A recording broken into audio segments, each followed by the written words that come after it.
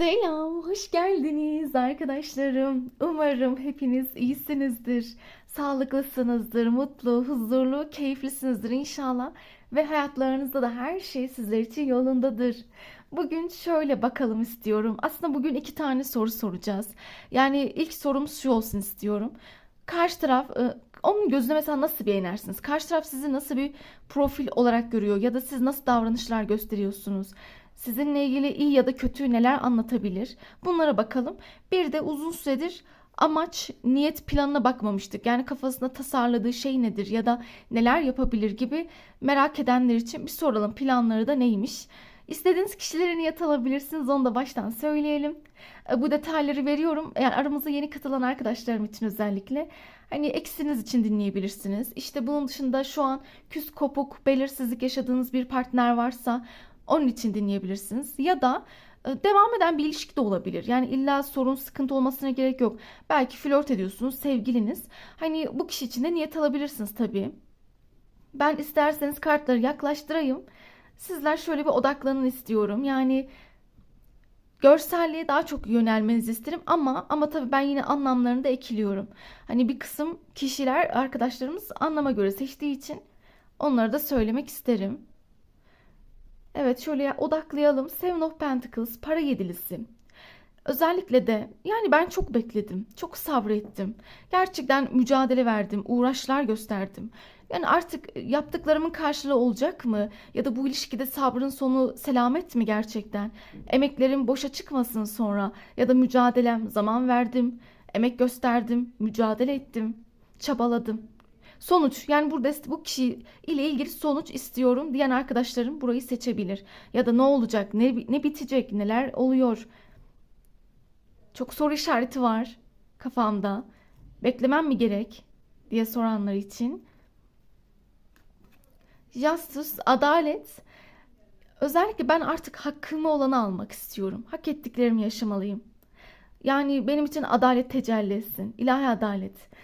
Çünkü ben birçok konuda belli zorluklar, haksızlıklara uğradığımı düşünüyorum. İyi ya da kötü. Ne olacaksa olsun. Ak kara belli olsun artık. Ve ben bir taraftan netlik istiyorum. Belirsizliğe de çok tahammülüm yok artık diyenler için.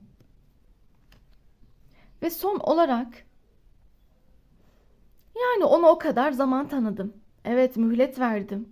Ne yaptı? Düşündü mü? Bir yere vardı mı? Bir karar verildi mi? Bu düşünme taşımalar sonucu ne oluyor, ne bitiyor? Biz nereye gidiyoruz? Ya da benimle ilgili planı, amacı nasıl? Hiçbir şey anlatmıyor, söylemiyor bazen. Çok içinde yaşıyor. Kendi köşesine çekilerek kendi iç dünyasında bir şeyler kuruyor. Belli planlar yapıyor ama bilmiyorum. Ve öğrenmek istiyorum. Meraklıyım diyen arkadaşlarım için. Evet, eğer seçimler yapıldıysa ben o zaman şimdi istiyorum ki para yedilisinden başlayalım. Eğer seçimler yapılmadıysa hiç sorun değil. Yine durdurup odaklanabilir. Seçiminizi yaptıktan sonra dinleyebilirsiniz. Peki o zaman yan tarafa alalım. Ama bir de şunu da söylemeliyim unutmadan. Şimdi sadece bir tane seçmek de aslında zorunda değilsiniz. Olur ki mesela aklınızda iki kişi var ya da merak ettiğiniz iki kişi var. Bu da olabilir. Yani diyelim ki birisi, yeni bir ilişkiye başladığınız birisi olsun ama diyebilirsiniz ki ben eksimde merak ediyorum. O zaman onun için de bunu seçersiniz. Yani burada yine seçimi kişiler bazında da yapabilirsiniz. Size bıraktım. Peki yan tarafa alalım. Bir de başlamadan aramızda hala abone olmayı unutan arkadaşlarım da varsa abone olarak bana destek olursanız beni çok mutlu edersiniz. Çok çok motive oluyorum sizlerle beraber. Hem aramızdaki o enerji alışverişimiz, etkileşimimiz çok daha çoğalıyor. Sizlerle süreç içerisinde çok güzel bir uyum, ahenk yakalamış oluyoruz. Hem de bir taraftan ben gerçekten çok çok mutlu oluyorum sizlerle beraber. Desteğinizle öyle söyleyeyim. Peki o zaman yan tarafa alalım. Şöyle ilk kartımızla başlamak istiyorum. İlk desteği seçenler sizin için en doğru enerjileri, etkileri almaya niyet alalım. İyice odaklanacağız şimdi. Enerjilerinizi yollayın istiyorum. Kartımızı şöyle yerleştirelim. Para yedilisini seçenler için iyice odaklanıyoruz. En doğru enerjiler, mesajlar bizlerle olsun. Tılsım yedilisini seçen arkadaşlarım için. Yani ben artık beklemelerimin sonucunu bilmek istiyorum. Bu döngü nereye gidiyor? Cidden ne oluyor artık? Yani bilmek istiyorum. Netleşmek istiyorum. Ama en çok da artık hakkım olan ya da yaptıklarımın karşılığını görmek istiyorum diyenler. Karşı tarafın gözüne nasıl bir imaj çiziyorsunuz? Karşı tarafın gözünde siz nasılsınız? Önce bunu anlatsın. Karşı tarafın gözünde nasıl bir enerjisiniz? Bu kartı, desteği seçenler neyi bilsinler? Bakalım, başlıyoruz. Asa üçlüsü. Şöyle alta alalım. En doğru mesajlar bizlerle olsun. Kupa dörtlüsü. Para dokuzlusu. Asa şövalyesi. En doğru enerjileri almaya niyet alalım. En doğru enerjiler bizlerle olsun. Aziz kartımız. Kılıç kraliçemiz. Para kraliçesi ve yıldız kartı. Tamam. Şimdi önce burçlarımızı söyleyelim. Burç olarak burada aslında birçoğu grup çıkmış. Ateşler çıktı. Koç, aslan, yay. Bunun dışında ikizler, terazi, kova burcumuz var. Topraklar çok fazla, boğa, oğlak, başaklar. Burada bir tek su grubu pek yok. Evet, bu destede su enerjisini baz almayacağım. Ama suyun dışında diğer gruplarımız var. Şimdi ilk etapta bu kişi sizi nasıl görüyor ya da onun gözüne nasıl bir imaj çiziyorsunuz, nasıl bir enerjisiniz diye baktığımız zaman şöyle dursun. Tamamdır. Nasıl bir enerjisiniz diye bakarsam öncelikle sizin biraz temkinli olduğunuzu düşünüyor. Evet. Yani onun gözünde işte çok garanticisiniz. Hatta ben onun ağzından konuşayım daha rahat olsun. Sen diyor çok garantici birisin. Temkinli birisin. Kolay kolay kimseye güvenmez, inanmazsın. Senin bir belli bir sınırın, çizgin vardır. Dik duruşlusun. Ama kendini, duygularını, kalbini, enerjini birçok kişiye asla hemen açmayan bir tarafın var. Mesafelisin. Biraz durgunsun. Ama farkındayım. Kırılgan da bir tarafın var. Hassassın. Böyle hemen kendini açmak istemezsin. Dikkat ettiyseniz bu kişi ilk etapta sizin böyle hemen güvenmeyen tarafınıza vurgu yapmış. Yani sizin için sadakat, güven ya da böyle bir bağlılık, o adanmışlık duygusu sizin için çok önemli olabilir. Siz bunu aşırı ön planda tutuyor olabilirsiniz. O böyle düşünüyor. Daha açarken ilk etapta bundan bahsetmiş çünkü. Siz ona göre çok da doğru ve dürüst birisiniz. Mesela dobra birisiniz. Ama her türlü böyle bir dürüstlüğünüz, doğrucu taraflarınız dikkatinden kaçmamış. Böyle neyse onu söylemeyi seversiniz. Netsiniz yani. İyi ya da kötü, doğru yanlış neyse belirtirsiniz. Ve bir o kadar da siz gelecek odaklısınız onun gözünde. Evet, yani karşı taraf sizin böyle geleceğe odaklanan, hedefleri olan, ileriyi düşünen. Yani ya kariyer planlarınız, eğitim planlarınız olabilir. Ya da farklı şeyler de olabilir. Burada ben bir kısmınızın şehir dışı ya da yurt dışı bazı planlar olduğunu fark ettim. Okumakla ilgili, kendinizi geliştirmekle ilgili, evet o öyle düşünüyor. Siz kendinizi geliştiren birisiniz ona göre. Bir de çok da aslında başarılısınız. Evet, bu kişi hep sizin başarınızdan bahsediyor arkadaşlarım bana. Yani kim için de artık niyet aldıysanız onun gözünde siz bayağı iyisiniz. Yani özellikle eğitiminiz ya da işte çalışıyorsanız kariyeriniz, hedefleriniz başarılı, hatta daha da başarılı olabilirsiniz. O gözle bakıyor. Çünkü siz hem de onun gözünde maddi olarak da kendini yetiştirip geliştirmiş bir enerji olarak görünüyorsunuz. Hani sizin kendinize yetebildiğinizi, maddi olarak kendinizi toparladığınızı, bir şekilde ayaklarınızın üzerinde durabildiğinizi, özgürlükçü, bağımsız, dik duran, sağlam, kimseye ihtiyaç duymayan bir yapınız, tarafınız olabilir. Ve bunun yanı sıra farklısın benim için. Bak diyor, farklısın, bambaşkasın. Etki yaratıyorsun bende. Herkesten, her şeyden farklısın. Bir an yani böyle bir gözüme iliştiği için söylemek istedim. Astroloji ilginiz olabilir. Astrolojiye, enerjilere, yani böyle spiritüel mevzulara ilginiz olabilir. Ya da psikik yetenekleriniz vardır böyle hani bir şekilde sizin bunlara yatkın, ilgili olduğunuzu düşünüyor. Belki de o yüzden sıra dışı buluyor sizi. Farklı bulduğu bu mu acaba? Hani diyor ya, farklısın benim için, bambaşkasın. Yani ona göre bu tür yönleriniz olabilir. Mesela onun belki ilgisi yoktur ama sizin vardır. O yüzden de farklı buluyordur. Ama bir taraftan da çok şeysin, mesela çekicisin. Evet tabii, ama ben hep söylüyorum, çizimlere lütfen odaklanmayın çok. Hani burada kadın olarak çizilmiş ama burada erkek olarak da baz alabiliriz. Yani burada hiç önemli değil, görseller her destelerde farklı sonuçta. Ama burada kastettiği şey, benim için kıymetlisin sen. Evet, benim gözümde özelsin, değerlisin. apayrı bir tarafım var. Farklı bir imajın ya da nasıl desem, mesela diyelim ki bir kısmınızın giyim kuşamı farklıdır. Belki tarzınız, imajınız, işte saç renginiz olur. Taktığınız şeyler, kullandığınız renkler, yani bir farklılığınız vardır. Marjinal bir tarafınız vardır belki. Ya da bunun dışında işte konuşma tarzınız, insanlara olan yaklaşımınız çok farklıdır. Ya da bunun dışında zekanız, olaylara bakış açınız, zihniyetiniz farklıdır. Gibi gibi, anlatabiliyor muyum? Şimdi farklılık deyince her şey akla geliyor. Herkesin belli farklılıkları olabilir. O da sizinle ilgili belli farklar gözüne ilişmiş ve ama bu sizi daha çekici kılıyor. Onu bilmelisiniz. Senin başarılı oluşun çok ayrı bir şey. Bu kişi sizi kendine göre daha maddi olarak güçlü görüyor. Onu fark ediyorum. Yani maddi olarak sizin böyle refah seviyenizi yüksek gördüğünü, maddi olarak rahat hayat yaşadığınızı, hani böyle çok maddi olarak bir şeye ihtiyaç duymadığınızı falan. Hani ona göre rahatsınız, öyle düşünüyor. Ha, bunu da şunu da bağlıyor. Sen evet diyor, çok akıllısın, bilgilisin. Nasıl hamle yapacağını, nasıl çalışacağını bilirsin. Ya da nasıl yani güzel fikirler üretiyorsun ya da güzel böyle işinle ilgili yollar kat ediyorsun. Mantıklı ve kararlısın, akıllıca ilerliyorsun ve attığın adımlar sana bir bereket, bak bağ, bahçe, çiçekler sana bir bereket olarak dönüyor. Ona göre siz bereketli bir enerjisiniz zaten. Hep onu fark ettim. Yani onun için bir bereket timsali gibisiniz. Bereketli, bolluk getiren. Yani mesela girdiğiniz ortama ya da insanlara enerji katıyorsunuz. Evet, olabilir. Yani sadece maddi anlamda değil, manevi olarak da, yani bazılarının hayatına dokunuyor olabilirsiniz. Onların hayatını renklendirme, belki birazcık daha onlara iyi hissettirmeniz. Bir şekilde enerjiniz temiz, yani onu demeye çalışıyor. Senin enerjin temiz, sen gerçekten yıldız gibisin. Hani temiz de bir yapın var.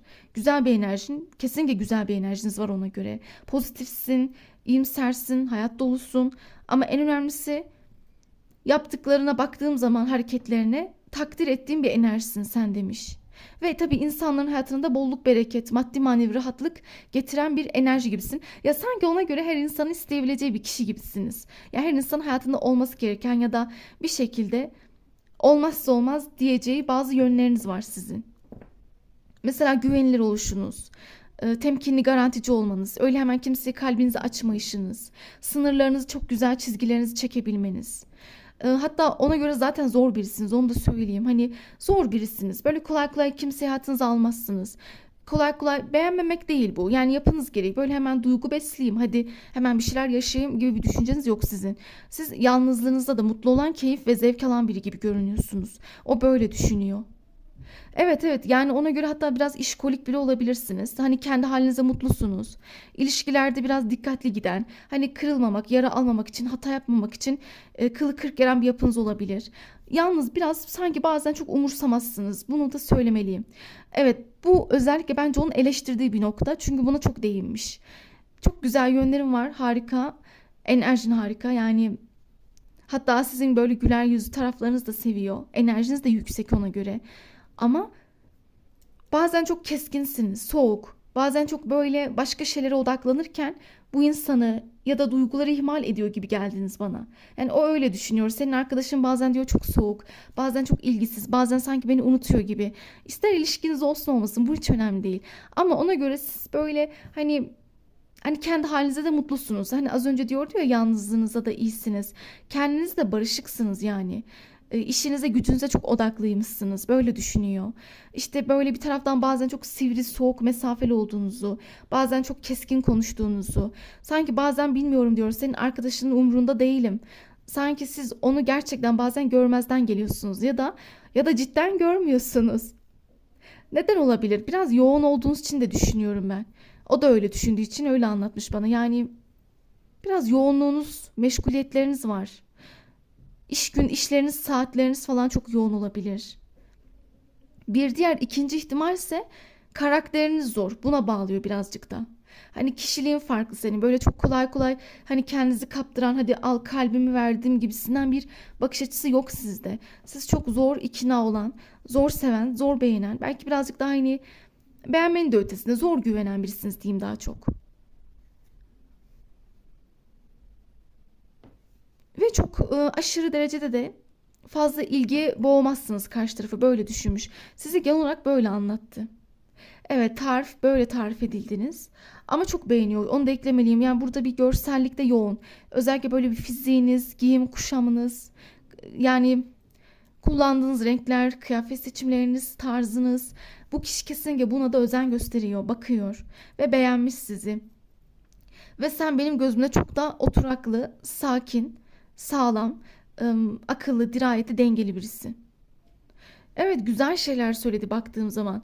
İşte şu soğukluğunuz hariç. Böyle çok böyle kolay kolay kendinizi açmamanız. Duygularınızı belli etmemeniz biraz bazen onu sinir ediyor ama. Evet, bazen biraz canımı sıkıyorsun diyor. Bazen böyle çok kapalısın, inatsın, mesafelisin, durgunsun. Bak, bu yönlerini sevmiyorum gibi bir cümle kullandı. Sevmiyorum da demeyelim, rahatsız oluyor diyelim. Evet, yani hoşnut değil. Daha açık olmanızı isteyebilir belli noktalarda. Onda etki bıraktığınızı düşünüyor. Etki bırakıyorsun. Ama mesela senin her şeyimi anlatıp paylaşabilirim. Sana güveniyorum. Hatta size bunu da eklemeden geçmeyeyim, bir şansı olarak görüyormuş. Onun karşısına gelen bir fırsat. Bak, benim sen talih kuşum, kısmetimsin. Yani sizi gerçekten iyi bir kısmet, kaybetmek istemediği bir şans olarak görüyor. Hatta şunu da eklemeliyim, siz onun için böyle gelecek düşünebildiği birisiniz. Evet. Çünkü sizde çok fazla sağlamlık ve ciddiyet teması anlatmış. Hani ona göre sağlam ilerleyebileceği bir profilsiniz. Ya da yarın öbür gün sorumluluk alabilir. Ya da işte o bağlılığı gösterebilecek birisiniz. Böyle de bir duruşunuz var. Kadın olun, erkek olun. Peki, devam edelim. Başka neler söyleyebilir? Biraz daha detay alalım. En doğru etkiler bizlerle olsun. Evet, belli ama. Arada böyle bir gerçekten soğukluğunuz mu var arkadaşlarım? Yani bazen çok mu işe odaklısınız? Ya da bazen çok böyle şu da aklıma geliyor. Burada bir mesafe durumu var. Ya da aranızdaki mesafeden dolayı mı acaba karşı tarafa çok o duyguyu geçiremiyorsunuz? O enerjiyi. Çünkü bazen o bunu düşünüyor. Hani aramızda böyle arada bir soğukluk, mesafe, sessizlik girmiyor değil araya. İşte belirsizlikler yaşıyoruz. Hem diyor mesafeden dolayı, mesafe olanlar için diyorum. Olmayanlar da bilsin ki arada bir böyle bir sizden gelen belki mesafe olabilir. Ya da sizin böyle hemen korkularınızdan, belki güvensizliğinizden dolayı kaptırmak istemiyorsunuz kendinizi. Bazen bunu fark edip huzursuz oluyor. Bir kart fırladı, önüme düştü. Bunu da gösterelim. Simyacı çıktı. Uyumlusunuz. Evet, yani dengelisin benim için. Uyumlu, dengeli, böyle yetenekli. Tabii simyacı yani. Yeteneklisiniz, başarılısınız. Burada da söylüyordu. Becerikli taraflarınıza güveniyor.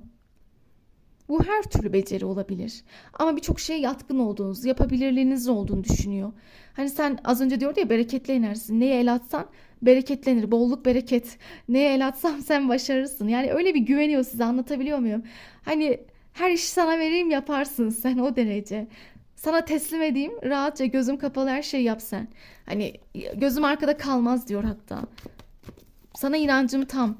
Böyle bir enerjide bu kişi. Ve insan ilişkilerinize de çok uyumlusunuz. Evet, uyumlu, anlayışlı, daha böyle dengeli yaklaşıyorsunuz.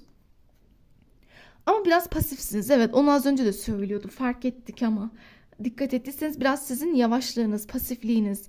Yani böyle hemen hızlı gitmek istemeyişiniz var.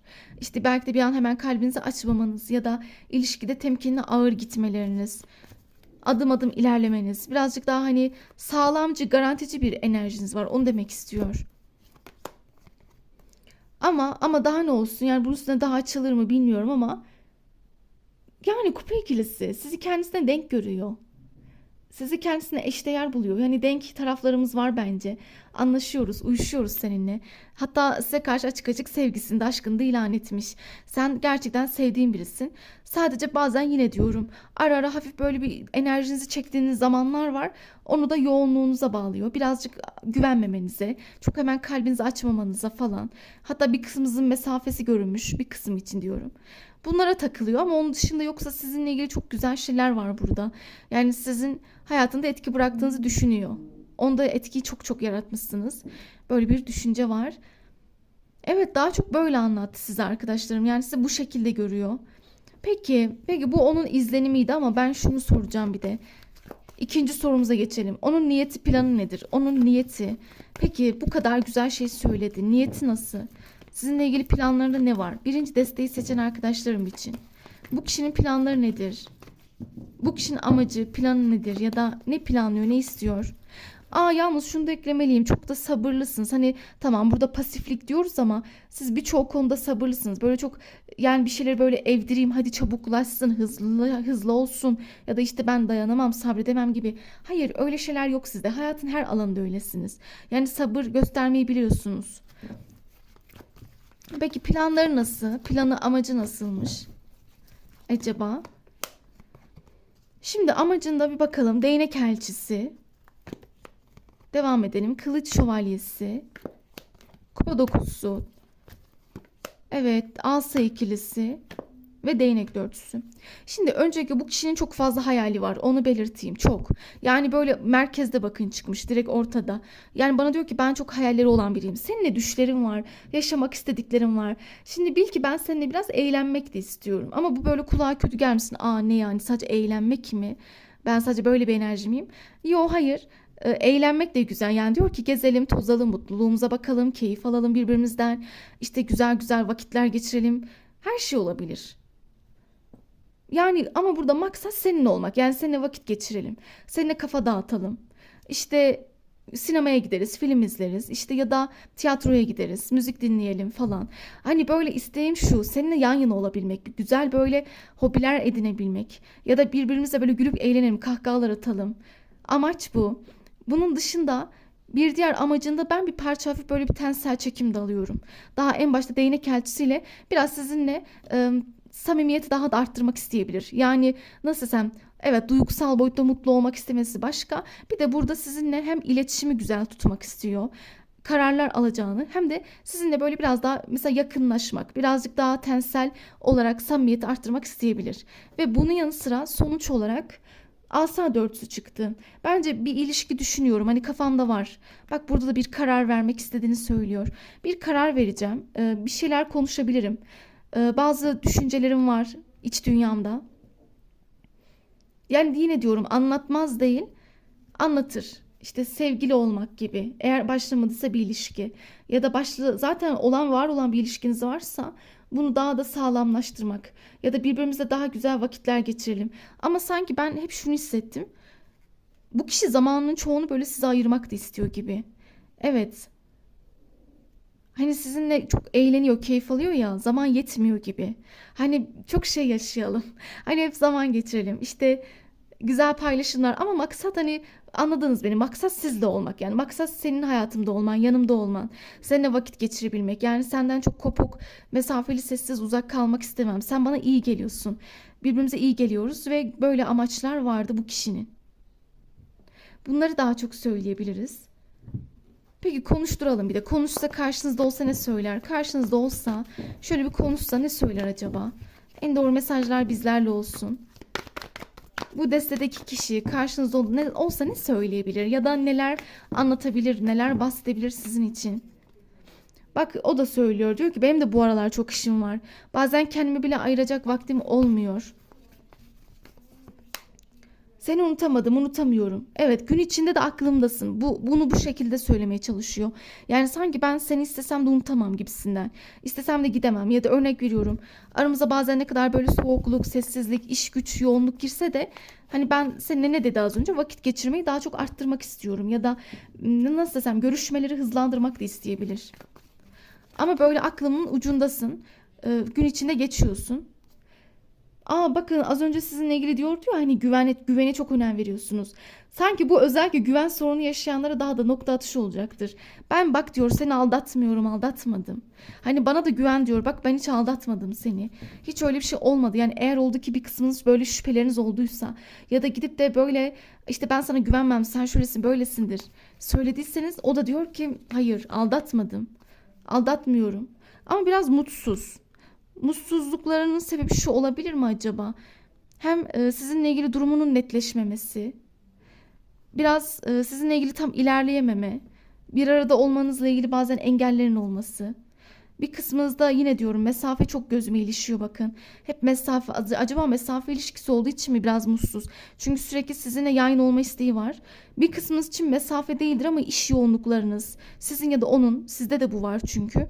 Bu durumun aranızda bazen engel teşkil etmesi, bazı sebeplerin sizi birbirinizden alıkoyması gibi durumlar göze çarpıyormuş. Ve bu sıralar biraz duygularımdan da emin olamıyorum. Yani bazen duygularımda da çok gelgitler yaşıyorum. Ama bu normal. Hani burada kastettiği şu. Bazen çok iyiyim.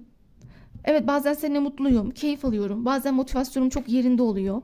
Çok keyifli hissediyorum kendimi. Ama bazen de hani böyle bir bıkkın oluyorum.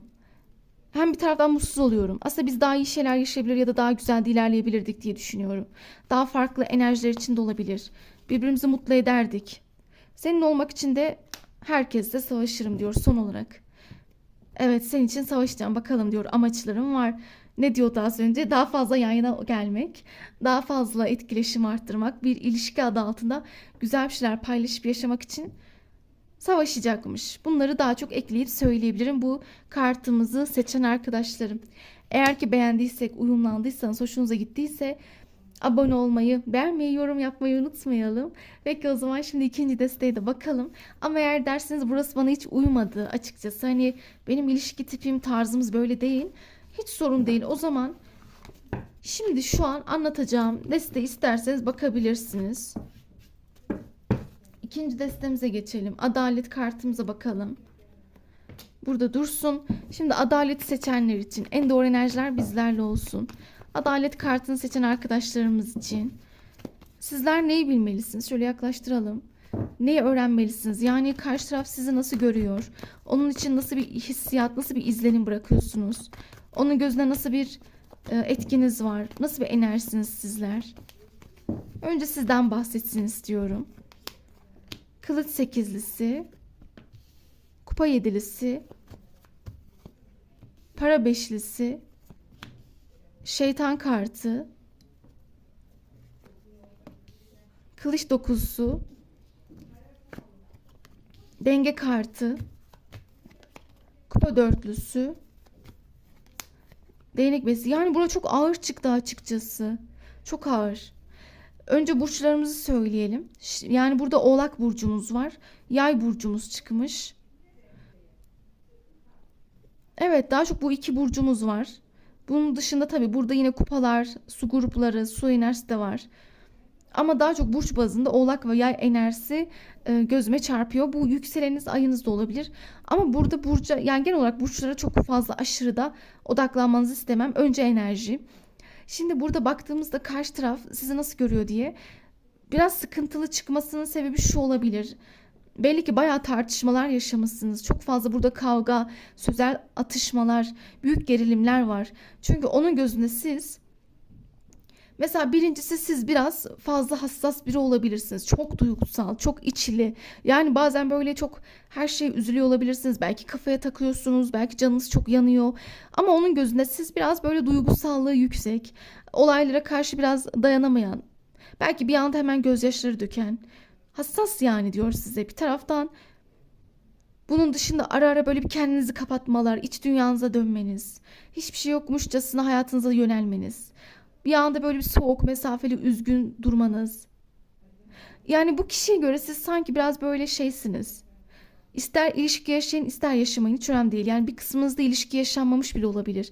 Ama bu kişi nedense sizin böyle duygularınızı açmayı geçtim, sanki duygusal konularla ilgili depresif olduğunuzu, aşka çok böyle iyi niyetli bakamadığınızı, ilişkilerle ilgili kendinizi kapattığınızı. Evet, yani birçoğunuz ilişkilere kapalısınız sanki. Hatta ben neden öyle hissediyorum? Sizin karşınızdaki kişi ya da kişiler geçmişinizle ilgili acılarınızı biliyorlar ya da anlattınız. Çünkü ona göre siz geçmişte çok üzülmüşsünüz. Siz geçmişte, yani tabii birçoğunuzda bu yorum değişir. Belki bir kısmınız boşanma yaşadınız. Bir kısmınız gerçekten ilişkilerinde çok aldanma, aldatılmalar, dolandırılmalar, yalanlar, ihanetler yaşamış olabilir. Ve bu kişi bunları bana anlatmış sürekli. Yani diyor, senin arkadaşın diyor çok acı çekmiş geçmişte, çok yara almış. O çok hasarlı, yani gerçekten çok hasar almışsınız geçmişte. Hep böyle birilerine güvenmişsiniz, güveniniz kırılmış. Hep kalbinizi açmışsınız, sonra hep incinen siz olmuşsunuz. Hep üçüncü, dördüncü, beşinci kişiler araya dahil olmuş. Siz hep ikinci, üçüncü planlara atılmışsınız. Yani başkaları sizin önünüze geçmiş bir yerden sonra. Başkaları sizin yerinize tercih edilmiş diyeyim daha çok. Gibi gibi, yani burada o kadar şey var ki, acı, hüzün, melankoli. Ve karşı tarafta belli sizinle ilgili bu gözüne iliştiği için hep bunları anlatmış. İşte sizin o yaşadığınız travmaları unutamadığınızı, çok hassas olduğunuzu, bazen üzüldüğünüzü, hatta bir kısmınız psikolojik destek bile alıyor olabilir. Öyle düşünüyorum. Yani çünkü sizin biraz enerjinizin, ruhsal enerjinizin yerinde olmadığını söylüyor. Ama bakın bunu normal karşılıyor tabii ki. Bunda eleştirecek bir şey yok. O da diyor ki yani normal diyor. Sonuçta o kadar ağır şey yaşamış, o kadar şeytanlarla, toksik insanlarla siz cebelleşmişsiniz sanki. Belki narsist bir eş partnerle mücadele verdiniz. İşte sürekli bazı diyelim ki evliydiniz. Karşı taraf ayrı, ailesi ayrı sorunluydu. Belki hayatınıza aldığınız insanların çevresi, kendisi ayrı bir toksikti. Ama bir şekilde hep sürekli belki kendi içinizde bile bunu diyorsunuz. Ya ben bahtsızım ya. İşte hep bak aynı şeyleri yaşadım. Hep aynı senaryo ki gerçekten de hep aynı kısır döngü içinde dönüp dolanmışsınız. Sanki bir karma, evet karma yaşamışsınız siz. Hani çözümsüz labirentin içinde böyle bir karma gibi. Hep aynı insanları çekme, aynı olayları. Bu kişi de bana hep sizi böyle anlattı. Kısaca onu demek isterim. Yani onun gözünde siz böyle büyük zorluklardan geçmişsiniz ama hep aynı şeyleri yaşamışsınız. Hep aynı toksiklikler. Ve sizin bu saatten sonra kimseye güvenemediğinizi, kalbinizi açamadığınızı, ya güvenmeyi geçtim, kalbiniz ısınmıyor bile belki. Isınmıyorum. Isınamam ki yani diyorsunuz, artık umudumu sömürdüler. Enerjimi çaldılar. Umudum kalmadı. Sizin şifaya ihtiyacınız olduğunu düşünüyor. Özünde ona göre, yani özünde ona göre siz çok duygulu ve merhametli birisiniz. Bir de onu da söylemeliyim. Ona göre dengelisiniz, anlayışlı birisiniz, uzlaşmacısınız. Ve bir taraftan çok şefkatli bir tarafınız var sanki. İnce taraflarınız da var. Ama en büyük işte sizin için üzücü olan şey, o da öyle düşünüyor. Sen böyle bu kadar enerjin güzelken ya da dengeliyken, ılımlıyken, bu kadar duyguluyken çok fazla sizin iyi niyetinizi suistimal etmişler zamanında. Ve geçmiş geçmemiş. Evet, sizin için geçmiş bir türlü geçmemiş ama hala onun etkisi, travmaları aklınızda, ruhunuzda kalmış. O yükleri hala atamamışsınız üzerinizden. Ve bu kişi de bunları fark ettiği için biraz sizinle ilgili böyle e, karamsar görüyor şu an sizi. Evet, karamsar, içine açmayan. Onun şifaya ihtiyacı var, size öyle söylüyor. Onun diyor düzelme ihtiyacı var. Ona göre sizin çok zamana ihtiyacınız var toparlanmak için. Ama şunu da biliyor, size sevgi verirse ya da size böyle ılımlı giderse eğer şifalanırsınız. Evet, yani böyle de düşünceleri var. Bir de ona göre çok hayalperestsiniz. Onu da ekleyelim. Hayalleriniz, hedefleriniz, umutlarınız çok fazla. Hayalleriniz, her şey olabilir hayaliniz, maddi manevi. Hedefleri var ama işte hayallerini de çalmışlar. Öyle düşünüyor. Biraz burada acılı anlattı sizi. Çok üzülerek anlatmış. Ve bu bana şunu düşündürdü. Yani bu yüksek ihtimal bu yeni tanıştığınız biri olsa gerek.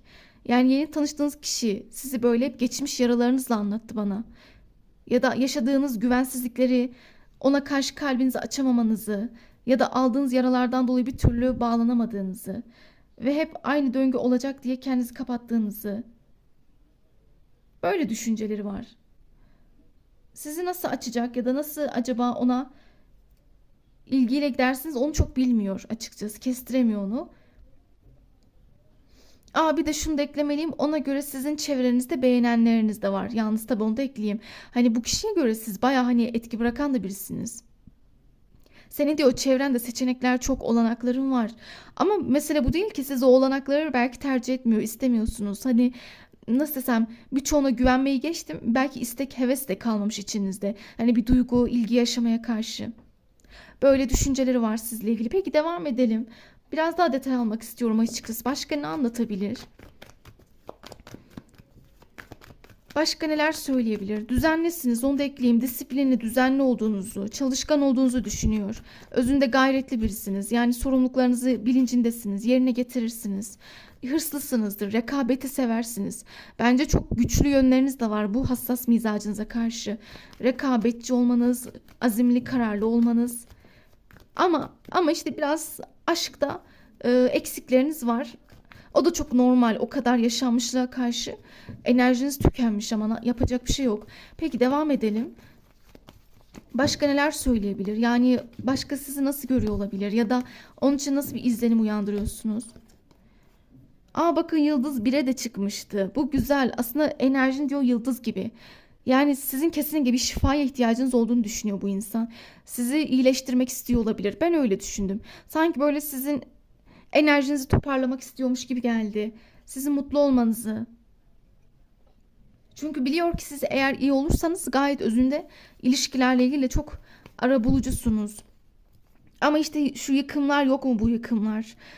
Yani sen diyor yıldızsın ama senin diyor değerini bilmemişler. Evet, ona göre sizin kıymetiniz bilinmemiş. Sizin enerjiniz, her şeyiniz, yani hiçbir şekilde kıymetiniz bilinmemiş. Size çok fazla nankörlük yapıldığını düşünüyor. Ve hala aynı şuradaki ani olay yaşayıp da yıkılan, dağılıp giden insanlar gibi sizin de biraz ya öyle çıktı açıkçası, ya bu deste biraz depresif geldiniz. Ona göre depresifsiniz. Çok depresif, çok üzgün, çok acılı. Belki bazen ağlıyorsunuz, uyuyamıyorsunuz geceleri. Bu yaşadığınız bu acı, artık bu boşanma ya da bu ayrılık olabilir. Belki çok uzun yıllar süren bir ilişkiyi bitirdiniz. Acınız var ve bu acıyı atamıyorsunuz. Ben bir de şunu da ekleyeceğim. Burada tamam biraz ilişki çıktı ama ben ilişki dışında da yorumlamak isterim. Belki de bir kısmınız sevdiklerinizi kaybettiğiniz, o da olabilir. Burada çünkü büyük yıkımlar, büyük dağılmalar, büyük sıkıntılar var. Belki gerçekten bir anda sevdiklerinizi kaybetmeniz, bir anda ani gelişen olaylar, sıkıntılar, bir anda ani gelişen kadersel talihsizlikler ya da işte sevdiğiniz insanların hayatınızdan gitmesi. Yani ya da bir kısmınızın iflas etmesi, batması, her şey olabilir. Ama ona göre çok zorluklardan geçiyorsunuz. Ve bu zorlukları hala atlatabilmiş değilsiniz. Ve melankolik, strestesiniz. Evet, yani böyle düşünüyor. Biraz acınıza da saygı duyuyor gibi. Ona göre evet, dinlenmeniz lazım sizin. Sizin şifa, iyileşme, belki biraz tedavi kendiniz için. Hatta bir kısmınızın bedensel sorunları bile olabilir. Yani bedensel, sanki sağlığınızla ilgili sıkıntılar da var. Sağlığınız, ruhsal enerjiniz. Ama bak ne kadar güzel. Yani bir de güneş ve yıldızı vermiş. Hani bu kadar olayın içinde sen temiz kalmışsın diyor. İyi kalmışsın. Siz bu kadar toksik enerjiler, bu kadar zorluklarla, bu kadar yıkıcı enerjiler içerisinde çok da kendinizi korumuşsunuz. Enerjinizi, mutluluğunuzu korumaya çalışmışsınız. En azından yani bunu gülüşünüzden, bakışınızdan, hareketlerinizden anlıyor. Sizde böyle bir pozitiflik var, bir güler yüzlü bir havanız var. Özünde çok neşeli, aslında kalbiniz de çok büyük sanki. Sevdiğiniz mi böyle çok tutkulu, derin seviyorsunuz. Belki de çok böyle bağlanarak, adanarak seviyorsunuz. Kalpten bağlanıyorsunuz. Büyük hayaller kuruyor, kurdurtuyorsunuz. Güneş gibi iyimser, iyi niyetlisin. Bir taraftan yıldızsın, kıymetli birisin aslında. Huyun, suyun, her şeyinle iyi bir enerjisin. Ama işte biraz sizin yaşadığınız zorluklar da onu düşündürmüyor değil. Bunlar onu da bakıyorum ki düşündürmesinin yanı sıra üzüyor gibi. Sizin daha iyi olmanızı isteyen bir enerjisi var. Evet, durumlar böyle. Kafanızın karışık olduğunu düşünüyor bir de. Yani her ne kadar seçeneğiniz olsa da seçmiyorsunuz. Siz bu niyet aldığınız kişiye de mesafelisiniz. Onu da söylemeliyim. Hani burada kastettiği biraz da bu. Hani mesafe, soğukluk, işte acılar, travmalar, hep bunu anlattı ama bilin ki ona karşı da soğuk olduğunuzu, ona da yüz vermediğinizi düşünüyor. Hatta bazılarınız yani karşı tarafı biraz itiyor musunuz acaba elinizin tersiyle? Hani istemiyorum, git başımdan, sen de aynısın zaten. Sen de bak böylesin. Belki ona biraz zorluk yaratıyorsanız eğer, o bunu anlıyor ama anlayışla karşılıyor. Bu konuda sizin bunu niye yaptığınızı biliyormuş. Yine diyorum, ben o yüzden çok böyle yeni tanışanların bir enerjisini hissettim burada. Sanki sizin enerjiniz çok geçmiş buraya. Ama işte ne kadar yeni olsanız da bu kişi sizden o yenilik enerjisini alamıyor. Çünkü geçmişiniz çok ağır. Ya da çok yeni bir ayrılık, boşanma yaşadınız ya da olur ya çok mu yeni bir çok büyük yeni bir acı mı, travmadan mı geçtiniz? Bunlardan dolayı olabilir. Ama bakalım, en azından sizin enerjinizi sevdiğini söylüyor. Bu da güzel. En azından senin diyor çok güzel, hassas bir, sevgi dolu bir kalbin var. Merhametli bir tarafın var. Çok da güleç, doğalsın. Neyse o, yani dobrasın. En önemlisi çok güler yüzlü bir enerjisin. Siz eğer çok böyle iyi olursanız, ben o biliyor yani, daha fazlasını yaparsınız. Onda o siz de sezmiş, bunu anlamış. O yüzden size karşı saygılı. Peki devam edelim. Peki başka, hani Planları nasıl? Niyeti nasıl peki? Soralım. Amacı nedir? Hani onun niyeti, amacı, planı nedir acaba sizle ilgili? Neler düşünüyor? Neler planlıyor kafasında? Ne var? Düşüncelerinde ne olabilir? Bir kart düştü, alalım. Para onlusu. Adalet. Bakın seçtiğiniz kart çıktı. Adalet. Mahkeme. Değnek prensi. Bir kart daha alalım ve para kraliçesi, tamamdır. Şimdi bu kişinin planında şu var. Öncelikle bu kişi istiyor ki ya ben diyor senin arkadaşına adil yaklaşacağım. Evet, size olabildiğince en iyi haliyle gelmeye çalışacak. Yalnız karşılaştığınız kişi de çok anlayışlı birine benziyor. Yani bu kişi kimse, yani çok nasıl diyeyim, anlayışlı yapısının da yanı sıra olabildiğince olgun, evet olgun yaklaşıyor. Yani "Of, ben senin geçmişinle ilgilenemem. Yok işte ben senin işte travmalarını çözemem. Ya yok işte ben böyle şeyleri kaldıramam." Ya böyle deyip de kestirip atmıyor. Onu fark ettim. Belki başkası olsa kestirip atabilirdi. Yani ben sonuçta senin geçmişin, acın, travman, yaralarına ilgilenemem ya da ben senin iyileşmeni bekleyemem, sabredemem de diyebilirdi. Ya da belli konular, yani bazı şeyler onu rahatsız da edebilirdi. Anlatabiliyor muyum? Ya da çok böyle zaman ayırmak, sizin üstünüze düşmek, bu onu huzursuz edebilirdi. Ama böyle değil mi? Onu demek istiyorum. Olgun çıktı kartlarda. Hani siz ne yaşarsanız yaşayın, bunu anlayışla karşılıyor. Ve sizin pişman olduğunuzu, aslında hatalarınızın olduğunu da farkında. Ama pişmanlığınızdan dolayı ya da işte yaptıklarınızla ilgili e, iyi niyetinizden yaptığınızı, biraz bazı şeyleri bilmeden, belki o anda duygularınıza kapılarak yaptığınızı, yanlış seçimler yaptığınızı biliyor ama eleştirmiyor, işte yine diyorum. Sanki böyle insanlık hali ya da olabilir dercesine sözleri var. Ve dediğim gibi amacında da size olabildiğince ılımlı, uyumlu, nezaketli yaklaşmayı düşünüyor. Sizi üzmek, kırmak, incitmekten itinayla kaçındığını söylemek isterim. Bence bu önemli, çünkü sizin iyi olmanızı istiyor. Bir de sizinle ilgili şöyle daha açık konuşabilir. Tabii mesela o sizi de açacak. Sizi böyle muhabbet etmeye davet edebilir ya da biraz böyle sorular sorarak sizi konuşturabilir. Ama burada amaç bakın şu, sizi açmak, sizin biraz daha enerjinizi çözümlemek, biraz daha sizin içinizi dökmenizi sağlayabilir. Siz içinizi dökün ki rahatlayın istiyor. Bunun yanı sıra bakıyorum ki bir taraftan planlarında şu var, size daha böyle güven vermek. Evet, ya ben sana diyor o güveni sağlayacağım. Bu tanıştığınız insan ya da bu gelen enerji hayatınızda bir süredir de olabilir. Ben diyor sana o güveni vereceğim, merak etme. Seninle eğlenceli vakitler geçireceğiz. Sana daha tutkulu, daha enerjik, yani en azından o içindeki kıvılcımı arttırmak istiyorum. İçindeki o aşk ateşini, o sıcaklığı, o tutkuları arttırmak isterim. Ve bu amaçla sana daha ılımlı, daha güven vererek yaklaşabilirim. Açık yaklaşacağım. Senin de bana açık yaklaşmanı bekleyeceğim diyor. Aramıza bir uyum sağlamak istiyorum. Evet, onun amacı bu. Bakın hemen ilişki demedi bana. Benim amacım önce ilişkimizde iletişimi toparlamak. Yani seninle diyor konuşabilmek istiyorum. Açık açık konuşalım, sohbet edelim. Birbirimizi anlayalım. Bu. O da neden böyle söylüyor biliyor musunuz? Çünkü siz anlatırken ne dedi hep az önce? Aşırı soğuksunuz. Ama bunu isteyerek yapmıyorsunuz. Yani çok üzgünsünüz. Belki bir kısmınız işe güce bile odaklanamıyorsunuz. Belki bir kısmınız bir süredir, ben öyle görüyorum en azından. Ya işten çıkmış bile olabilirsiniz. Burada maddi manevi sorunlarınız var. Yani bu kişi bu sorunlarınızın yanında olmaya çalışabilir. Hani fark ettiyseniz biraz da yardımsever bir enerjisi de var. Yani duygusal olarak da aynısı geçerli. Maddi manevi her türlü eleştirmiyorum. Yanında olmaya çalışacağım. Çünkü sana değer veriyorum. Senin enerjini beğendim. Tanımak isteyecek sizi. Biraz daha tanımak, bilmek, öğrenmek isteyebilir. Hani ondan sonra bakarız. Çünkü bu kişi biraz ciddiyetle düşünen birine benziyor. Bakalım. Önce bir iletişim kuralım da önce bir uyuşalım, anlaşalım, birbirimizi tanıyalım. Seni açarım ben, biraz da enerjini. Ondan sonra bakarız.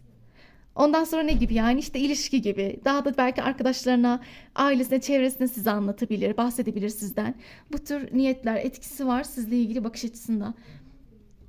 Peki, peki bu da güzel. En azından sizin biraz duygularınızı tamir edip onarmak istiyor gibi.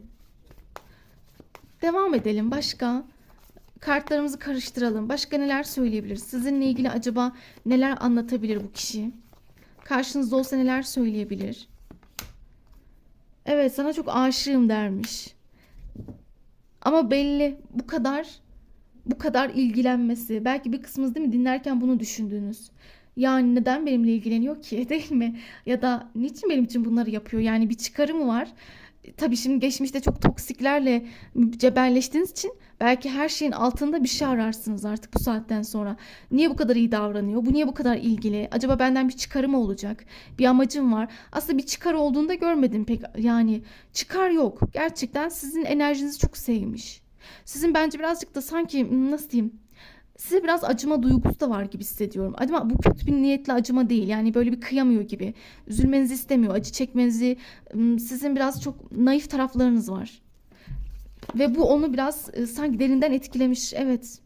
Yani bir de geçmişteki ilişkiler, sınanmalar, yaşadığınız bütün darbeler. Yani ben senin diyor özünü biliyorum. Öyle bir düşüncesi var sizle ilgili. Özünü biliyorum, farkındayım. Seni çok iyi anlıyorum. Seninle çok ortak yönlerimiz var. Bakın bunu da ekleyelim. Onu da unutmadan. Ona göre ortak yönleriniz çok.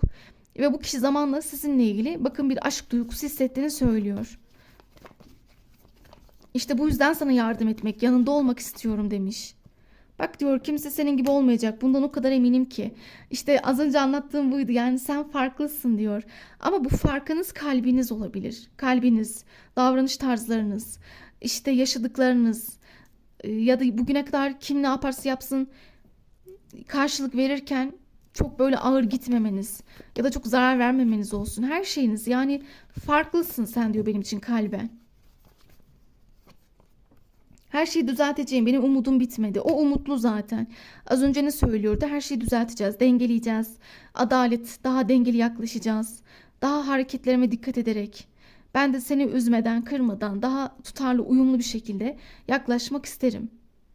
Artık yine diyorum o yaşadığınız yıkım, dağılma neyse ya da artık o aklınız belki de olabilir bir kısmınızın aklı eskide de kalmış olabilir. Şimdi bunun da farkında. Belki eski sevgilinizi, eski eşinizi düşünüyorsunuz. Belki eski yaralarınız, belki eski iş yeriniz, belki eski sevdiklerinizle ilgili belki eski anılarınız falan olabilir, hatıralar. Her şey olabilir. Ama bu eskiye dayalı düşünce kalıplarınızı kıramadığınızı fark etse de artık bunu aşmanız gerektiğini düşünüyor ve bunu aşmanız için de yanınızda olacak. Evet bu böyle bir enerjide birisi. Ama burada lütfen size uyarı var. Lütfen siz de şu eski travma ya da kimlerse o toksikler onlardan lütfen enerjiyi kesin artık. Şimdi üzülmek oraya üzülmek fayda etmeyecek ya da o kişiler artık kimse o hayal kırıklığı yaratanlar. Onları artık defedin gitsin. Aklım ve kalbim çok karışık diyor. Evet bazen aklım kalbim karışık. Şu konuda aklı kalbi karışık olabilir. Kalben evet enerjini beğeniyorum. Seni istiyorum. Zaten söyledi ama. Sana karşı bir aşk duygusu ve senin gibi kimse olmaz diye düşünüyorum. Sana karşı nedense böyle bir duygusallık, bir hassasiyet var içimde. Seni gördüğüm zaman üzülüyorum, duygusallaşıyorum. Biraz kendimi senin gibi kaybettiğim oluyor. Kalben istekliyim ama bazen aklım çok karışıyor. Acaba diyorum hani tabii bu da düşündüğü bir şey. Acaba sizin duygu durumunuz tam olarak nasıl? Tabii o sizden emin değil. Belki siz ondan ara ara emin oluyorsunuz. Duygularını gösterdiği için, ilgilendiği için ama o sizden, enerjinizden, tavrınızdan çok emin değilmiş. Ya da mizacınız, onu ister misiniz? Ya bir de şöyle bir korkusu var. Ne malum siz eskiye dönmeyeceğiniz. Tabii az önce çünkü eskiden bahsediyordu. Yani ne malum diyor senin arkadaşın ya eski o travmasına yine gider döner ya o eski partnerine yine toksik kişiye giderse. Ya bakmayın kafasında soru işaretleri de çok. Bazen sizinle ilgili çok seni beğeniyorum, etkileniyorum ama bazen beni ürkütmüyor değilsin. Ama beni bekle diyor. Ben de hayatımı ve kafamı düzeltip geleceğim. Bu onun kendi hayatıyla ilgili. Yani bu sizle ilgili değil. Bu biraz da onun kendi hayatında belli sıkıntılarını çözerek gelecek size. O zaten sizin beklemenizi ister. Çünkü sizinle paylaşımlar, konuşma, iletişimi güzel tutmak istiyor. Ya da şöyle diyeyim, iletişimlerle başlangıçları yapmak istiyor. Aramıza güzel böyle başlangıçlar, fırsatlar oluşturacağım. Lütfen beni bekle. Ama işte senden de emin olmalıyım. O yüzden bu kartı seçenler adalet yine diyorum. Bence sizin biraz karşı tarafa ilginizi, alakanızı biraz belli etmeniz gerek ya da biraz ona değer verdiğinizi, onun yanında olduğunuzu, aslında öyle eski günleri ya da eski partner, eş kimse onları çok düşünmediğinizi, o enerjiden adım adım çıkacağınızı hissettirmelisiniz. Ya en azından bir umut ışığı yakabilirsiniz eğer duygunuz tabii varsa. Çünkü o da emin değil duygularınız olduğuna dair. Evet sanki o daha yoğun arkadaşlar ben öyle gördüm. Bence. Hani o daha istekli. daha yapıcı, fark ettiniz mi? De o daha hevesliydi. Bu deste biraz ilginç çıktı açıkçası. Genel yorumlarımızın dışında bir yorum yaptık sanki burada. Bilirsiniz genelde karşı tarafta yorumlarımızda sıkıntı daha çok çıkar. Yani şöyle söyleyeyim, siz beni anladınız. Yani ona göre birazcık, tabii siz bu destede biraz maalesef sıkıntılı çıktınız ama bu da çok normal, yaşadıklarınız sonucu. Eğer beğendiysek diyelim, bu deste genel olarak bu şekildeydi. Uyuduysa, size hoşunuza gittiyse beğenip yorum yapmayı, abone olmayı unutmuyoruz. Peki o zaman 3'e geçelim bakalım. Ama eğer derseniz hiç sorun değil, uyumlanmadım, sıkıntı yok. Diğerlerine de bakın. Yani 1'e de bakın, 3'ü de dinleyin. Zaten bence 3'ünü dinlediğinizde hangisinin daha çok uyduğunu fark edersiniz. Peki son destemize de geçelim. Para ikilisi kartı, pardon, değnek ikilisi kartımız da şurada dursun. Bakalım, kartlarımızı iyice karıştıralım. En doğru enerjiler, mesajlar bizde olsun. En doğru etkileri almaya niyet alalım. Sizi nasıl görüyor? Karşınızdaki kişi, niyet aldığınız insan sizi nasıl görüyor? Nasıl anlatabilir? Nasıl tarif ediyor? Onun gözünde siz nasıl bir enerjisiniz? Nasıl bir kişiliksiniz? Ya da genel olarak nasıl bir profil çiziyorsunuz? Davranışlarınız nasıl? Para sekizlisi, asa kraliçesi, aşıklar, mahkeme, bakalım asa üçlüsü, en doğru enerjiler bizlerle olsun. İyice odaklanıyoruz. Asa beşlisi, kupa dokuzlusu ve dünya. Ne kadar güzel çıktı. Yani bayağı enerjiler çok fresh ve gayet baktığım zaman yoğunluğun olduğu bir deste. Burçları önce söyleyelim. Ateş gruplarımız çok fazla. Koç, aslan, yaylar çıkmış. İkizler burcumuz var. Evet, ama daha çok ateş yoğunlukta olduğunu söylemek isterim. Sizin burcunuz olabilir ya da şöyle söyleyeyim, yükseleniniz olabilir, ayınız olabilir. Haritanızda baskın olan grup da olabilir. Şimdi baktığımız zaman bu kişi sizi nasıl görüyor diye, ona göre çok şeysiniz.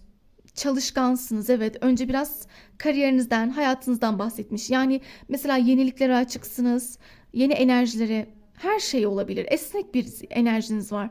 Yapıcı, esnek, böyle çok bir şeyleri sıkı sıkı tutulan ya da bir şeylere çok odaklanan, takılan bir yapınız yok. Hayır, gayet esnek, sakin, yeniliklere açık birisiniz.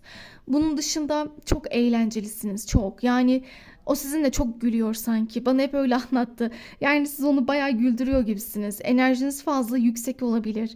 Çok neşeli olabilirsiniz. Yani girdiğiniz ortamda herkesi güldüren, kahkahalar attıran, böyle espritüel, hayattan zevk almasını bilen ama en çok da böyle hayatın o güzel yönlerini gören optimist birisiniz yani. Yani daha böyle işin esprisine bakarsınız. Hayatın biraz komik taraflarını görmek istersiniz. Hani öyle çok, hani hadi ciddi düşüneyim, soğuk durayım. Yok işte bu şöyledir, böyledir, takıntı, öyle şeyler yok sizde. Siz sanki biraz ona göre hani rahat, bazı şeyleri böyle hafif, bu kötü amaçla dediği bir şey değil. Bazı şeyleri dalgaya alan. Yani birazcık daha böyle bir sevecen, enerjik, hayat dolu birisiniz. Bir de siz onun gözüne böyle çok gezmeyi, tozmayı, eğlenmeyi seven de birisiniz. Evet, nedense sizin biraz böyle yerinizde durmayan bir yapınız olduğunu düşünüyor. Kadın olun, erkek olun, ona göre çok hareketlisiniz. Hareketli yani, aktifsiniz sürekli.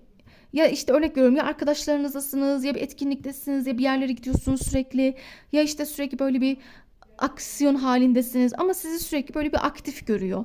Hareketlisin, kıpır kıpırsın. Yani gözünde canlı bir enerjisin. Evet, onun için zaten cap canlı, neşeli, hayat dolu, enerjik birisiniz ya. O yüzden sizin hayatı yaşamanız da hızlı. Evet, çok hızlısınız. Çok aktifsiniz. Ve bir de insanlarla güzel ilişkiler kuruyorsunuz ama böyle güler güler yüzlüsünüz ya, insanlara çabuk kendinizi sevdirebiliyorsunuz. Sizinle ilgili böyle bir düşüncesi de var. Bir de çok tutkulusunuz. Tutkulu. Yani ilişkilerde mesela çok tutkulusunuz. Tutkuya biraz önem veriyor olabilirsiniz. Ya da bunun dışında hayatınızın her alanında, iş kariyerde de olabilir. Hani böyle tutkuyla, kendinizi adayarak ya da böyle canla başla hevesle çalışıyor, hedeflerinize odaklanıyor olabilirsiniz. Bunun yanı sıra, ya bir şey söyleyeceğim. O sizin duygularınızı biliyor. Senin duygularını farkındayım, eminim. Yani sizin ona aşık olduğunuzu, onu sevdiğinizi farkında. Yani bunu bayağı belli etmişsiniz zaten. Ona göre siz onu seviyorsunuz. Ona göre siz ona bağlısınız. Bir de siz yani duygularınızı göstermekten hiç çekinmezsiniz. Bu onun için çok güzel bir şey. e, iyi bir şey. Yani bu sizin aslında cesaretli olduğunuzu gösteriyor. Çünkü burada yoğun bir ateş enerjisinde çıkmışsınız. Ateş gibi cesursunuz. Cengaver, cabbar, cesaretli bir yapınız var sanki. Atak, atılgan, girişken bir kişiliksiniz. İşte, aşkta, arkadaşlıklarda öylesiniz yani. Böyle çok çekingenlik, pasiflik sizde görmüyor. Senin enerjin diyor. Senin o ışığın diyor. Bir kere bakın, ışığınız güneş gibisiniz sanki. Işığınız çok parlak. Yani girdiğiniz ortamda bile hemen ışığınızla, konuşmanızla, belki güler yüzünüzle dikkat çekiyorsunuz. Biraz gösteriş de seviyorsunuz sanki, yalnız onu da fark etmiş. Yani örnek veriyorum, böyle gösterişli kıyafetler seviyor olabilirsiniz. Böyle çok renkli renkli giyiniyor, takılıyor olabilirsiniz. Ya da böyle biraz dikkat çeken şeyler takmayı seviyor olabilirsiniz. Ama her türlü sizde böyle bir ışıltılar, parıltılar yani böyle birazcık daha enerjik tavırlar, daha böyle hadi göze ilişme, göze çarpma, dikkatleri üstünüze çekme hali çok fazla. Ve bunun yanı sıra dediğim gibi şurada kalmıştım. Sizin sevginizi farkında, ona duygularınızı net olarak göstermenizi beğeniyor. Hislerinizi yansıtabiliyorsunuz, güzelce aktarabilen, çekinmeyen. Neyse içinizden geçen onu direkt dile getiriyorsunuz. Biraz da ona göre kıskançsınız, onu da belirteyim. Yani onun gözüne biraz sahiplenen, bazen çok kıskanan, o kıskançlığını bazen yoğun yaşayan bir tarafınız olabilir. Meraklı birisiniz. Biraz evet, işte o kıskançlığınızı buraya bağlıyor. Meraklısın diyor, biraz sorgulayıcısın. Bazen soru sormayı seviyor olabilirsiniz. İşte sorgulayan, merak eden, analiz eden taraflarınız da var. Bir de çok özgüvenlisiniz, çok. Yani ona göre siz baya baya yüksek enerji. Zaten enerjiniz, bakın ne kadar enerji deyip durdu yani. Sürekli bu tür cümleler kullandırtıyor. Enerjinizi yüksek bulması, frekansınızın yüksek olması onun için güzel bir şey. Çünkü sizin sayenizde o da kendini iyi hissediyormuş. Yani senin frekansın beni de yükseltti. Bir de farkında, yani böyle sanki sizin böyle çevrenizde de sürekli birileri var. Ama bu şey anlamında. Yani mesela insanlar size sanki çekiliyor gibi. Böyle düşünceleri var. Öyle bir frekansın, enerjin var ki insanları kendi çekiyorsun. Ya da o konuşmanla, tavrınla ya da işte güler yüzün, yaklaşımın tarzınla insanları kendini sevdirebiliyorsun. Çok da özgüvenlisin. Çok da bakıyorum ki kendinden emin bir karaktersin. Çok dik duruşlusun. Yalnız sizin siniriniz çok fena ama. O öyle düşünüyor. Senin diyor kıskançlığın, sinirin, öfken çok haşin. Yani böyle böyle yönlerinle çok karşılaşmak istemiyorum. Böyle keskin, sivri, ani parlayan, celallenen o yönlerinizi farkında ama dediğim gibi sizin öfkeniz biraz fena sanki. O anda çok fazla ateş püskürüyor olabilirsiniz. Çok bir anda parlayıp sönüyor olabilirsiniz ama kininiz yok. Evet, yani ona göre siz anlık bir sinir sizdeki. Anlık parlama. Sonra tekrar kaldığınız yerden gülmeye, eğlenmeye, neşeye devam ediyorsunuz. Peki devam edelim. Neler ekleyebilir başka? Bir de açıklığı seviyorsunuz. Yani açık konuşmak, açık olmak, dobra olmak ya da böyle netlik. Belirsizliğe çok tahammülünüz olmayabilir. Yani sanki böyle onun gözüne siz çat çat çat her şeyi söylüyorsunuz. Ya da hiçbir şey içinize tutmuyor gibisiniz. Kalbin dilin bir diyor senin. Neyse söylüyorsun ama bazen işte o dobralığınız acı da olabiliyor maalesef. Biraz o taraflarınız da var onun gözünde. Ya mesela bazen çok iyi konuşurken, tatlı dilliyken sizin ters taraflarınız, sert taraflarınız da fena, yani onu da söylüyor. Öyle ki çok eleştirel yönlerinde olabiliyor. Ama doğru söylüyorsun. Yani sana hak veriyorum belli konularda. Ya da sizin bakış açınız, yaklaşım tarzınız olsun, bunları beğeniyor. Bir de en önemli bir diğer detayı da söyleyelim. Ona göre devam edeceğim.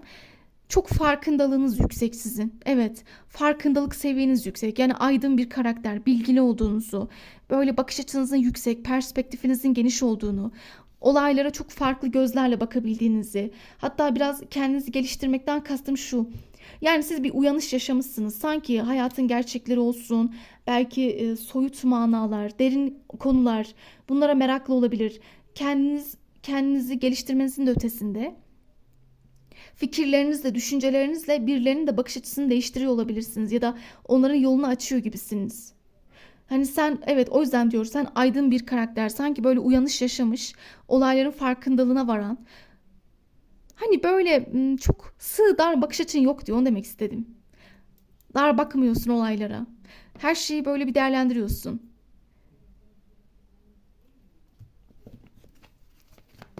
Peki devam edelim. Başka biraz daha bakalım neler söyleyebilir. Aşka önem veriyorsunuz. Zaten ona göre siz tam böyle bir, evet, bu deste siz tam böyle bir aşk kadın ya da aşk erkeğisiniz. Böyle düşünüyorum. Sen diyor öylesin. Sen diyor aşk adamı, aşk kadınısın.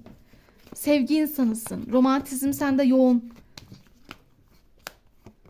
Evet, biraz ama egonuz var. Şaşırtmadı yalnız çok, çünkü siz kendinizi beğeniyorsunuz. Bunu az önce de söylüyordu. Çok kendinizi seven, beğenen, hatta bazen böyle biraz ilgi görmeyi seven, biraz sanki şımartılmayı seven taraflarınız var. İltifat almayı çok seversiniz. Dikkatleri çekmeyi seversiniz. Gösteriş seversiniz.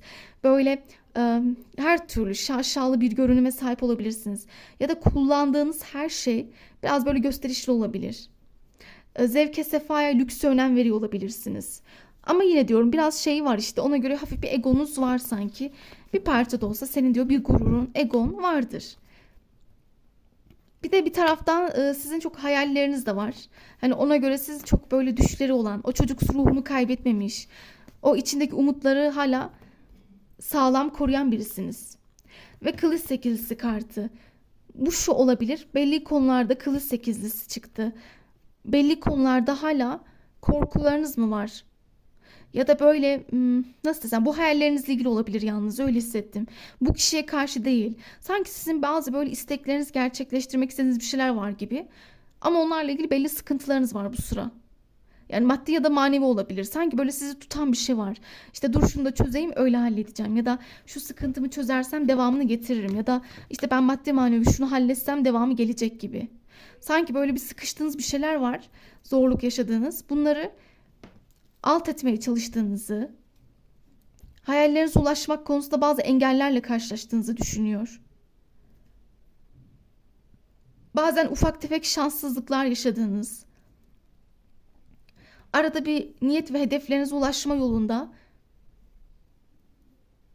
imkansızlık değil ama gerçekten belli engeller var. Ya ailenizdir, ya maddi bir şeydir bu, ya da insanlarla ilgili olabilir. Yani sanki böyle birileriyle ilgili sorun yaşıyorsunuz ve bunu ama çözeceğinize inanıyor. Çünkü siz ona göre çok da idareyi elinize alan, hatta biraz liderlik vasıflarınızın kuvvetli olduğunu, sizin hem liderliğiniz kuvvetli olabilir, yönlendirme yetkiniz var. Ya da bir şekilde insanları harekete geçiren, onları ateşleyen, onlara güç veren konuşmalarınız, tavırlarınız, mizacınız olabilir. Yani güçlüsün bir kere diyor. Bu deste güçlü bir desteydi. Karakteriniz güçlü, oturmuş bir enerjiniz var ve senin bu yönlerini takdir ediyorum. Ama en önemlisi, bakın bunu az önce de söylüyordu. Bilge bir tarafında var senin. Bilge bir tarafın. Olgun bir tarafın. Ağır bir yönün. Yani olayları fark eden, derin bakan, içsel gözlemleri olan. Ama bazen böyle bir gizemli taraflarınız da hafif var. Her ne kadar yine diyorum açık, doğal, net bir olsanız da arada böyle bazı konularda fikirlerinizi beyan ederken, tavrınızı ya da duygularınızı ortaya koyarken dikkatli de gidiyorsunuz. Enerjisini sevmediğiniz insanlara uzak duruyorsunuz. Evet. Aslında ben daha çok bunu hissettim burada. Siz normalde açık enerjisiniz ama nedense işte diyelim ki örnek veriyorum. Siz birinin enerjisini sevmediniz ya da birinden rahatsız oldunuz. Hoşlanmadınız ya da bir şey sizi mutsuz ediyor. O konularda hemen sessiz kalıyorsunuz ya da bir anda o kişilere mesafe koyuyor, geri çekiliyorsunuz. Ya da sizi şu engelleyen, sıkan, daraltan insanlar, enerjiler, negatif kişiler, olumsuzluk yaratanlara bir anda blokaj koyduğunuzu gözlemlemiş bu insan. Hani bunlar da benim diyor gözünden kaçmıyor. Sen biraz bu konuda da temkinlisin. Senin bu güzel enerjini düşüren insanlara senin hayatına yer yok.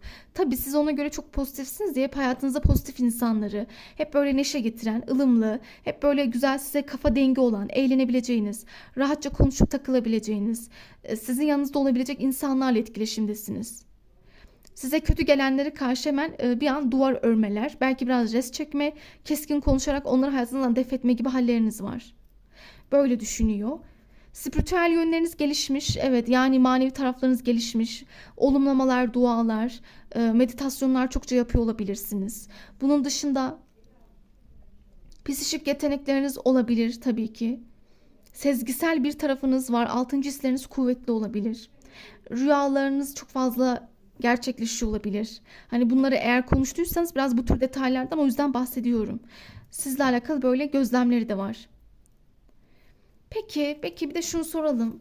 Peki ikinci sorumuza bakalım. Sizinle ilgili planı nedir bu kişinin? Burada ben daha çok böyle devam eden bir bağlantı gözlemledim. Sanki devam eden bir flört süreci ya da bir ilişki olabilir. Ama gayet sizde büyük bir tutku yakaladığını, sizinle büyük bir sevgi yakaladığını anlatıyor. Aşkı yakaladığını. Ama böyle basit bir aşk değil. Benim için tutkulu bir aşk bu. Öyle söylüyor. Sizinle tutkuyu yakaladığını, kıskanıldığını, sahiplenildiğini hissediyor. Sizin sevginiz, aşkınız onun başını döndürüyor gibi. Çünkü siz bayağı net, açık her şeyi belirtiyorsunuz. Saklamıyorsunuz duygularınızı. Örnek veriyorum, işte ben diyor bir adım atıyorsam sen 5 geliyorsun. Mesela sizin bu taraflarınızı da seviyor. Çok vericisiniz. Bonkör, cömert, açık niyetli ya da böyle bir kalbinizi çabucak açan taraflarınız da var. Peki planı, amacı nedir? Plan, amacı, hani sizinle ilgili niyeti nedir acaba? Bir soralım. Asa onlusu, değnek ası, kılıç yedilisi, kupa onlusu. Yani bu kişi de biraz ilginç bir insan. Bakın planlarında şunu söylemiş. Gözüm üzerinde. Yani sizi çok stalkluyor. Gözüm üstünde diyor. Seni merak ediyorum. Aklım sende. Ben sana bakmaya devam edeceğim diyor. Seni kontrol edeceğim. Yalnız bu kişi biraz ama planlarını gizliyor gibi, saklıyor. Yani burada bakın onda bir saklılık teması var ama. Fakat bu çok kötü niyetli bir saklılık olarak gelmedi. Biraz sanki böyle o niyetini, enerjisini, duygularını hemen göstermiyor gibi. Hatta size göre o biraz daha maskeli. Sizde maske görmedim ama onda bir maske var. Onda birazcık böyle bir, hani dur planlarımı hemen anlatmayayım. Dur işte hazır olunca ya da ben uygun şartlar oluşunca, o zemin hazırlayınca sana da anlatır konuşurum düşüncesi var. Sizinle ilgili çünkü planlarında sorumlu kalacağını söylüyor. Ama önce benim biraz olabilir. Kendi yorgunlukları var. Kendi engelleri var. Çok büyük bir engel mi sanmıyorum. Burada biraz kendi yoğunluğundan bahsediyor. Bunları halledeceğim diyor. Aşacağız. Bunları aşacağım zamanla. Ama seninle ilgili istiyorum ki aramızda güzel bir başlangıç olsun. Evet. O sizinle yeni bir ilişki niyetinde, yeni bir başlangıç. Eğer hiç başlamadıysanız platonik de olabilirsiniz tabii. Ya da platoniklik de demeyeyim ama böyle sanki platonik bile olsanız sanki birbirinizin sevgisini biliyorsunuz. Yani flört, platonik onu hiç fark etmez. Birbirinizin duygularından haberdar gibisiniz. Sadece bir şeylerin adı konmamış olabilir bu destede. Öyle gözlemledim. Ya da diyelim ki bir süredir yeni tanıştınız, flörtleşiyorsunuz. Ad konmamış. İşte o bunu kastetmeye çalışıyor. Seninle ilgili hani yeni bir başlangıç olsun. Aramızda çok güzel bir taze başlangıç, sıcak enerjiler. Birazcık daha, ama ne diyordum ben hep, tutku diyordum, yine tutku çıktı. Sizinle tutkulu paylaşımlar içine girmek isteyebilir. Yani işte sizinle daha böyle heyecanlı zamanlar, dönemler, daha böyle hani keyifli vakitler geçirmek, daha güzel böyle dolu dolu sohbetler etmek istiyor. Amaç bu, ama aramızda bir ateş yakmak, bir kıvılcım olsun istiyorum. Bunun için bir şeyler yapabilir miyim? Yaparım, yapmaya çalışacağım.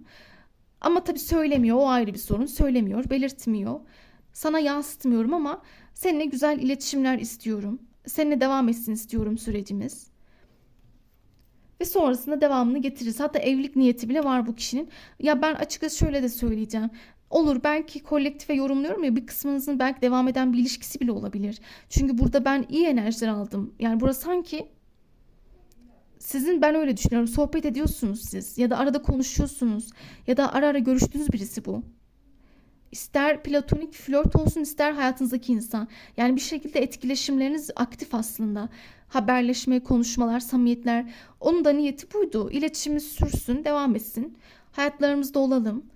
Tabii benim biraz kendi sorumluluklarım da var. O yüzden bazen sana tam olarak net niyetimi açıklayamıyorum.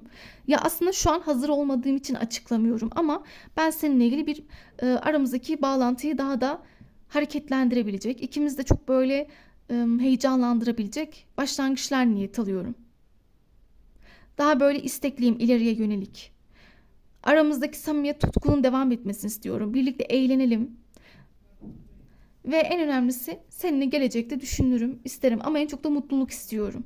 Mutlu olmak, işte güzel vakit geçirmek, işte güzel bir saadet, güzel bir yakınlık. Sakladığıma bakma. Yani bu kişinin kesinlikle bence söylemediğine bakmayın. Bence onun beden dili belli ediyordur. Evet, burası öyle bir desteğiydi. Hani nereye kadar saklayabilir ki? Beden dilinden anlıyorsunuzdur. Onun bakışları, hareketleri, sizi görünce elinin ayağının birbirine dolanması, gözlerinin içi gülmesi. Yani bu kişi zaten enerjisini belli ediyor bir yerde. İşte size karşı kapıldığını, gidemediğini. Peki devam edelim. Konuştursak neler söyler? O yüzden planları şu an gizemli ama anlatır. Biraz kendisini hazır hissettiği zaman, o başlangıcı yapacağımız zaman söyleyeceğim. Hatta şunu da eklemeliyim. Hiç ummadığınız bir anda hareketlenme olabilir. Hiç ummadığınız vakit, yani hiç ummadığınız bir an bir aksiyon olabilir. Hiç umulmadık anda bir eyleme bile girebilir. Peki karşınızda olsa neler söyleyebilir, neler anlatabilir? Sen benim ruh eşimsin diyor. Bizi zorlayan hep karmalarımız. Ama belli, ama sizi böyle ruh eşi gibi, ikiz alev gibi görüyor olabilir. Sizin çünkü karşılıklı büyük bir aşk enerjisi veriyordu zaten. Tutkulu bir aşk yaşadığınızı, bunun güzel ve büyük bir aşk olduğunu düşünüyor. Karmalarımız var, zorluklar yaşıyoruz. Bazen az önce şunu eklemişti ya, hani yorgunluklar, belli sorumluluklarımız ya da onun kendi hayatıyla ilgili sorumlulukları olabilir. Bunlar arada geri tutuyor olabilir onu. Seni üzmekten korkuyorum. Üzmek istemiyorum sizi. Kırmak, yaralamak gibi bir niyeti yok. Seni çok arzuluyorum. Onu fark ettik ama bu destede çok fazla dikkat etseniz arzu, tutku, heyecan, bu tür kavramlar çok fazlaydı. Her gün her gece seni düşünüyorum, aklımdan çıkmıyorsun. Her gün her gece seni düşünüyorum. Bak diyor, hiç aklımdan da çıkmıyorsun. Sürekli düşüncelerimde varsın. Saf sevgiyi bir tek sende buldum. Evet, temiz sevgiyi, güzel sevgiyi, içten ve iyi sevgiyi sizde bulduğunu düşünüyor bu insan. Ama o neden olabilir? Çünkü sizi sürekli dobra, açık, net anlattı. Ona göre sizin her şeyiniz ortada yani. Neyse onu anlatıyor, belirtiyor, söylüyorsunuz. Hiçbir güven sorunu, bir soru işareti karşı tarafta bırakmıyor gibisiniz. Öyle bir haliniz var. Evet, bu deste ben genel olarak burayı böyle anlatabilirim. Bu şekilde çıktı.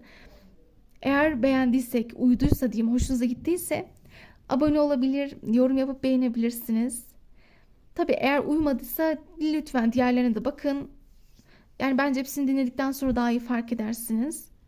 O zaman diğer videolarımızda görüşmek üzere. Kendinize çok çok çok çok iyi bakın. Hoşça kalın.